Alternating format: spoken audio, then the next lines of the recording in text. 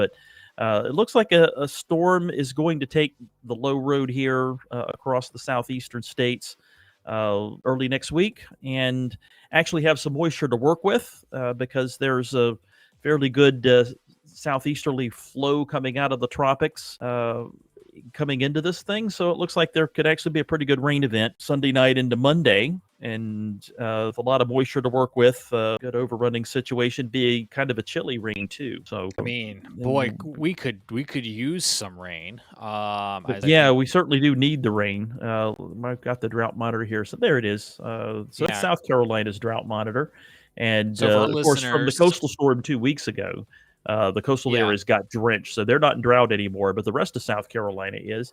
Now let's change this to North Carolina, So and as Frank changes that kind of over, in I'll a just let audio listeners know that South Carolina, we were looking at abnormally dry, maybe severely dry in some places. Now, in North Carolina, it's kind of the same story for the coastal areas. Got a lot of rain, so you're not really in drought in those areas, thanks to that coastal storm. But you don't have to go far inland. We're actually in the D2 category around Rocky Mount, Wilson, and Greenville, and in that area. Drought's less severe once you get west of I-77. As a matter of fact, some places are not even abnormally dry in western North Carolina, but still, I don't think we'll be Some of those saying no places rain that at had, all, please. yeah, Right. we went for a walk here in Mecklenburg County this past weekend, Frank, and I can actually just bring up what were some real world implications. This is a park in East Charlotte, and if you look at the pond level, you can see that the pond level is a foot lower than where it normally is. Audio listeners were Yeah. looking at a pylon in a pond where you can see the water staining and the level of the about a foot deeper. So back to the drought. Again, you can see there's rocks exposed in this pond that are normally underwater. I thought this was a really interesting perspective because you can see the water running down the creek here, but the water should be out to the left and out to the right, and it's kind of just trickling down the center.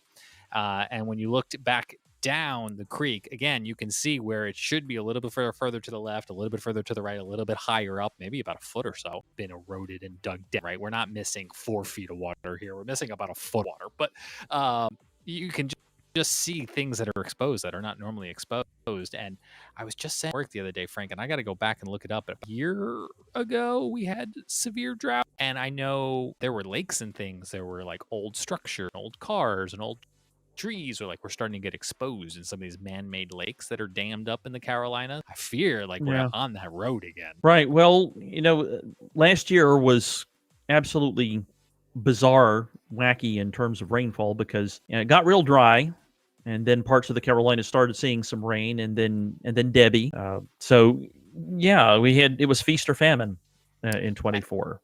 And the other thing that walks right in step with this is the fire weather danger elevated this week because of the dry conditions, the lack of rain, and those gusty, breezy winds we've been talking about. Would mean that is what I'm now worried about as we kind of look into the future. So, and we should also say, and there aren't any burn bans that I'm aware of, but like also we're in fall. Maybe you're sitting in the backyard. Maybe you're going camping. Maybe you're doing a campfire. Maybe you're doing a bonfire. Maybe you're doing a barbecue. Take some precautions. Be smart about it. If it's really windy, maybe don't do it.